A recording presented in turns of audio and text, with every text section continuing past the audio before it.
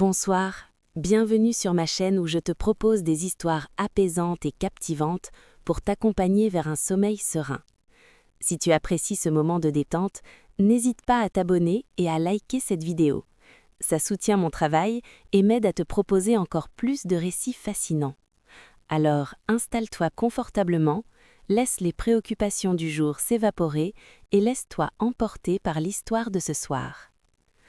Dans un appartement au 4e étage d'un immeuble de Nantes, près du passage Pommeraye, vivait une femme nommée Hélène Moreau.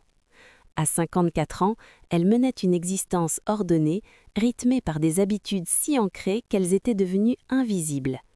Lever à 6h30, café noir sans sucre, trajet de 20 minutes jusqu'à la bibliothèque municipale où elle travaillait comme archiviste, retour à 18h, dîner léger, lecture, sommeil à 22h précises. Une vie sans surprise, sans débordement, exactement comme elle l'avait voulu après le chaos émotionnel de sa jeunesse tumultueuse. L'appartement était à son image, sobre, fonctionnel, sans fioritures. Des meubles simples, des couleurs neutres, des rideaux épais qui bloquaient les bruits de la rue et la lumière trop vive du matin. Hélène aimait le contrôle, la prévisibilité. Elle fermait toutes les fenêtres avant de se coucher, vérifiait les verrous 2 fois, s'assurait que rien ne pourrait perturber l'ordre parfait de son espace. C'est pourquoi, la première nuit où la fenêtre de sa chambre s'ouvrit d'elle-même, elle pensa à un problème de fermeture. Le loquet devait être défectueux, le cadre légèrement déformé par l'humidité. Elle se leva, ferma la fenêtre fermement, vérifia le mécanisme. Tout semblait fonctionner correctement. Elle se recoucha et se rendormit. Mais la nuit suivante, à exactement 2h du matin, la fenêtre s'ouvrit de nouveau. Cette fois, Hélène entendit le mouvement. Un léger grincement, le souffle presque imperceptible de l'air nocturne entrant dans la chambre. Elle ouvrit les yeux et vit les rideaux bouger doucement, la fenêtre grande ouverte sur la nuit nantaise. Il n'y avait pas de vent. L'air extérieur était calme, presque immobile. Et pourtant, la fenêtre était ouverte, aussi naturellement que si une main invisible l'avait poussée.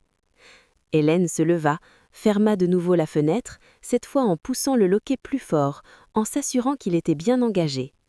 Elle retourna se coucher, troublée, mais refusant de laisser l'inquiétude s'installer.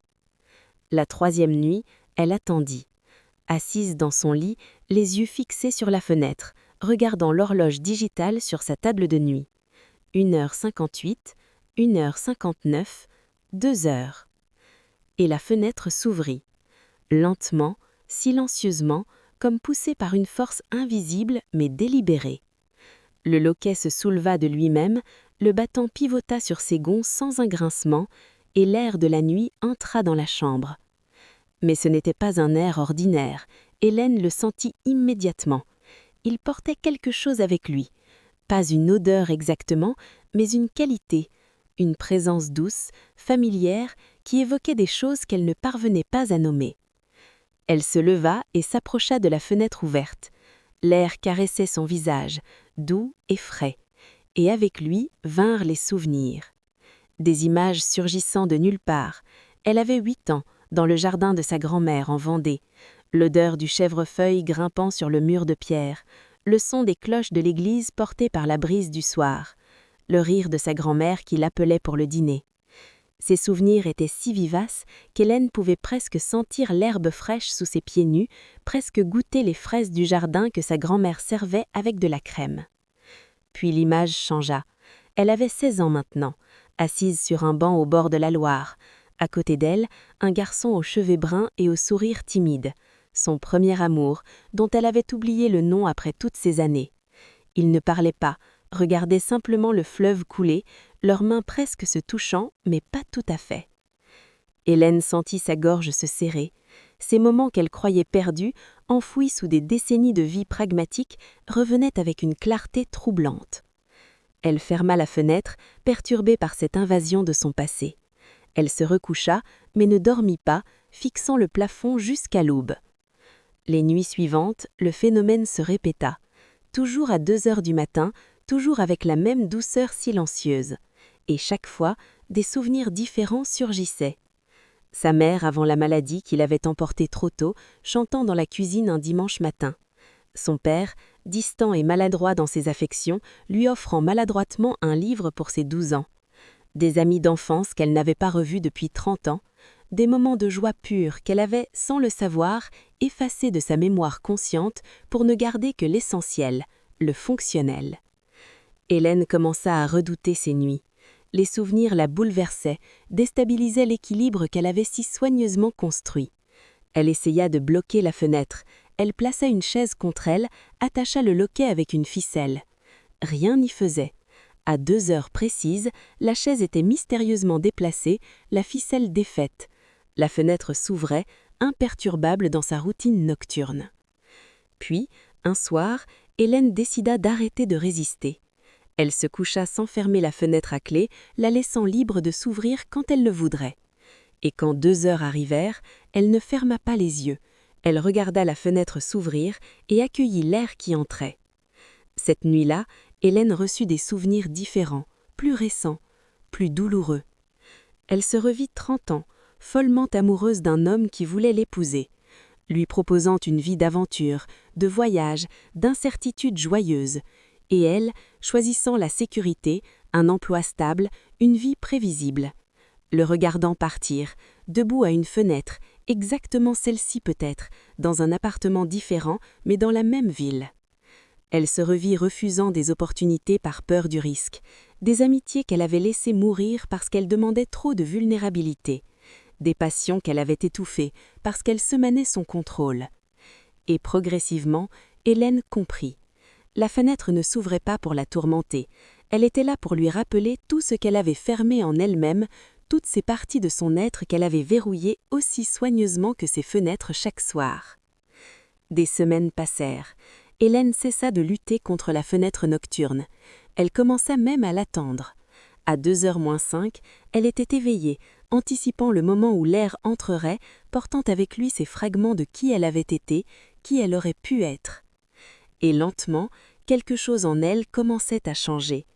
Elle prit un chemin différent pour aller au travail, découvrant un café qu'elle n'avait jamais remarqué. Elle accepta l'invitation à déjeuner d'une collègue qu'elle ne connaissait pas à peine. Elle s'inscrit à un cours de peinture, quelque chose qu'elle avait aimé dans sa jeunesse, mais qu'elle avait abandonné en décidant que ce n'était pas pratique. Ces changements étaient petits, presque imperceptibles, mais cumulés, ils transformaient la texture de sa vie. L'air qui entrait par la fenêtre nocturne ne restait plus confiné à ces moments à 2 heures du matin. Il commençait à circuler dans sa vie diurne, aérant les espaces fermés de son existence.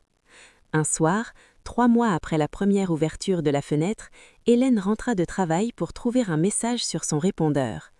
Une voix qu'elle ne reconnaissait pas immédiatement, puis qui déclencha un souvenir soudain. Catherine, son amie d'enfance, sa meilleure amie pendant toute l'adolescence. Elle s'était perdue de vue après l'université, leur vie prenant des directions différentes. Catherine l'avait cherchée sur Internet, voulait savoir si elle pouvait se revoir.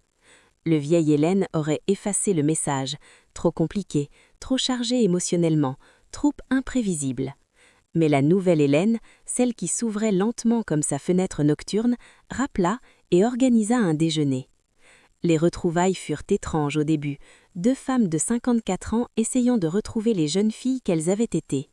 Mais progressivement, quelque chose de l'ancienne complicité ressurgit. Elles rirent, se remémorèrent, pleurèrent aussi un peu sur les années perdues. « Tu as changé » dit Catherine vers la fin du repas. « Tu es légère, moins fermée. » Hélène sourit. « Je laisse entrer plus d'air ces derniers temps. » Cette nuit-là, la fenêtre s'ouvrit comme d'habitude à 2 heures, mais cette fois Hélène ne reçut pas de souvenirs. Juste l'air doux de la nuit, portant avec lui le prin fin des tilleuls du boulevard en contrebas. Elle resta éveillée, assise près de la fenêtre ouverte, regardant la ville endormie. Et elle réalisa qu'elle se sentait différente. Pas heureuse exactement, car le bonheur était trop simple pour décrire ce changement complexe, mais vivante, présente, ouverte. Les semaines suivantes virent d'autres transformations. Hélène commença à écrire, quelque chose qu'elle n'avait pas fait depuis l'adolescence, juste pour elle, sans objectif de publication ou de perfection. Elle contacta d'autres anciennes amies. Elle accepta une invitation à un vernissage et y rencontra un homme, un voix-doux de son âge, avec qui elle eut une conversation de 3 heures qui passèrent en un instant. Elle ne savait pas où elle allait le mener. L'incertitude l'aurait terrifiée auparavant. Maintenant, elle la trouvait étrangement excitante. Puis, un soir de juin, 6 mois après la première ouverture nocturne, quelque chose changea. La fenêtre s'ouvrit à 2 heures comme d'habitude, mais cette nuit-là, elle resta ouverte. Pas seulement quelques minutes, mais des heures. Hélène s'endormit avec la fenêtre ouverte, l'air de la nuit circulant librement dans sa chambre. Elle se leva à l'aube, la fenêtre toujours grande ouverte, les premiers chants d'oiseaux entrant avec la lumière rose du matin. Elle se leva et s'approcha de la fenêtre. Quelque chose se sentait différent, accompli, comme si ce qui devait être transmis avait été. Cette nuit-là, pour la première fois depuis des mois, Hélène ferma la fenêtre avant de se coucher, comme elle le faisait autrefois. À 2 heures, elle se réveilla, attendant le son familier de la fenêtre s'ouvrant. Mais rien ne se produisit. La fenêtre resta fermée. Solidement, naturellement fermée. Hélène attendit. Peut-être que ce serait juste pour cette nuit. Peut-être que demain, le phénomène reprendrait. Mais la nuit suivante, rien. Et celle d'après. La fenêtre avait cessé de s'ouvrir d'elle-même, aussi mystérieusement qu'elle avait commencé. Au début, Hélène ressentit une perte. Elle était devenue dépendante de ses visites nocturnes, de cet air porteur de souvenirs et de possibilités. Mais progressivement, elle réalisa quelque chose. L'air ne s'en était jamais vraiment allé. Ce que la fenêtre avait laissé entrer pendant ces 6 mois avait transformé l'atmosphère de sa vie entière. Elle ne vivait plus dans un espace scellé, contrôlé, où rien de l'extérieur ne pouvait pénétrer. Elle avait appris à laisser circuler l'air, les souvenirs, les émotions, les connexions. Elle n'avait plus besoin que la fenêtre s'ouvre d'elle-même, parce qu'elle avait appris à l'ouvrir elle-même. Pas physiquement, bien qu'elle le faisait maintenant plus souvent, appréciant le son de la ville, le parfum des arbres, mais intérieurement. Elle avait ouvert les fenêtres de son cœur que 40 ans de prudence et de peur avaient scellées, et l'air qui y circulait maintenant transformait tout. 1 an après la première ouverture nocturne, Hélène vivait une vie méconnaissable de celle qu'elle menait auparavant. Elle avait un cercle d'amis qu'elle voyait régulièrement. Elle était en couple avec l'homme rencontré au vernissage, une relation prudente mais réelle, pleine de possibilités. Elle peignait chaque week-end, créant des œuvres qu'elle n'aurait jamais osé montrer, mais qui la remplissaient de joie. Sa vie n'était plus un espace hermétiquement clos, c'était devenu quelque chose de vivant, de respirant, en constant échange avec le monde extérieur. Et parfois, tard le soir, en fermant sa fenêtre avant de se coucher, Hélène murmurait un merci à cette force mystérieuse qui avait refusé de respecter ses verrous, qui avait insisté pour faire entrer l'air même quand elle résistait. Elle ne savait toujours pas ce qui avait causé le phénomène. Un fantôme bienveillant, une partie d'elle-même qui cherchait à être entendue, le simple hasard manifesté de manière étrange. Cela n'avait plus vraiment d'importance. Ce qui comptait, c'était ce qui était resté, cette transformation silencieuse, invisible, profonde. Cet air qui continue à circuler même après que la fenêtre ait cessé de s'ouvrir seule. Car c'est là le secret de la fenêtre qui s'ouvrait seule.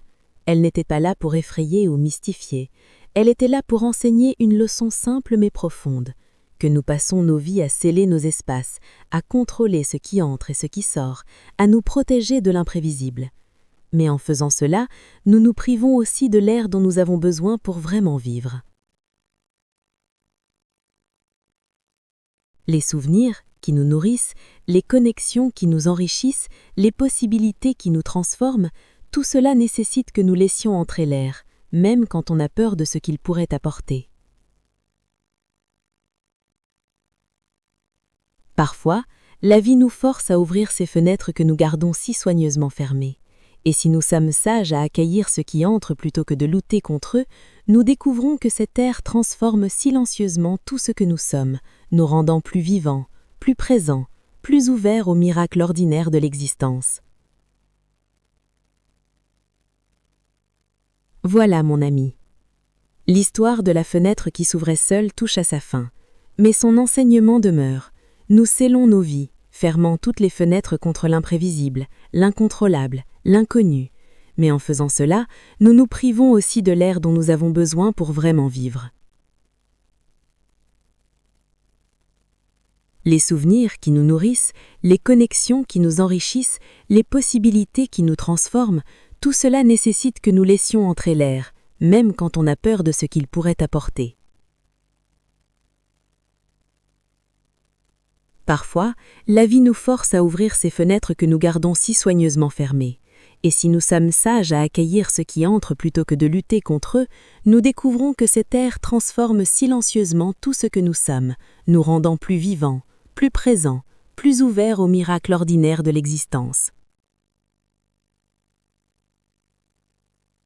Si cette histoire t'a touché, si elle t'a fait penser aux fenêtres que tu gardes peut-être fermées dans ta propre vie, n'hésite pas à liker cette vidéo et à t'abonner à ma chaîne. Ton soutien m'encourage à continuer ces explorations des vérités cachées dans notre quotidien. Partage cette histoire avec ceux qui vivent dans des espaces trop scellés, qui ont besoin d'être rappelés que parfois, il faut laisser entrer l'air, même quand on ne comprend pas d'où il vient ou ce qu'il apporte. Je te retrouve très bientôt pour une nouvelle histoire. D'ici là, que tes nuits soient paisibles et que tu trouves le courage d'ouvrir tes fenêtres. Bonne nuit et fais de beaux rêves.